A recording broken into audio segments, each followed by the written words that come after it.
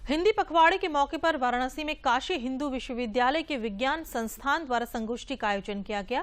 विज्ञान संस्थान की हिंदी प्रकाशन समिति के भौतिकी प्रकोष्ठ द्वारा हिंदी में विज्ञान शिक्षण की वर्तमान स्थिति और विकास की संभावनाएं विषय पर बोलते हुए विश्वविद्यालय के कुल गुरु डॉक्टर विजय कुमार शुक्ला ने कहा कि हिंदी के लगातार बढ़ते प्रयोग और स्वीकार्यता के चलते अब विज्ञान से जुड़ी पुस्तकों और शोध पत्रों को हिंदी भाषा में मौलिक रूप से लिखे जाने की आवश्यकता है।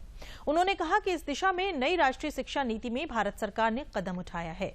उन्होंने कहा कि विज्ञान को लोकप्रिय और सर्वग्राह्य बनाने में हिंदी भाषा महत्वपूर्ण योगदान दे सकती है। विश्वविद्यालय के जंतु विज्ञान के प्राध्यापक रजत कुमार राय ने कहा कि अगर हम विज्ञान से जुड़े विषयों की सामग्री को हिंदी भाषा में लाते हैं तो इससे आने वाले समय में लोगों को बड़ा लाभ मिलेगा।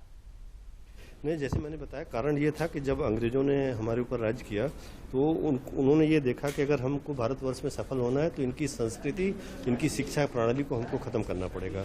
और उसमें वो सफल हुए। जैसा कि आप जानते हैं कि हमारा गुरुकुल ख़त्म हो गया और हमारी संस्कृति ख़त्म हो गई, तो उसकी वजह से हम पीछे रह गए। अब जैसे लोगों ने अब महत्व को समझा है राष्ट्रभाषा की, मातृभाषा की, उसको बढ़ावा दे रहे हैं और जैसे जैसे हम इसको बढ़ावा देंगे उसके साथ साथ हम भी आगे बढ़ेंगे। जैसा कि मैंने बताया, ये उदाहरण आपके सामने चीन का है, जर्मनी का है, फ्रांस का है, स्पेन का है, जापान का है, रसिया का है, सबका है। वो अपना सारा कार्य अपनी मातृभाषा में करते हैं, वो अंग्रेजी के चक्कर में नहीं पड़ते।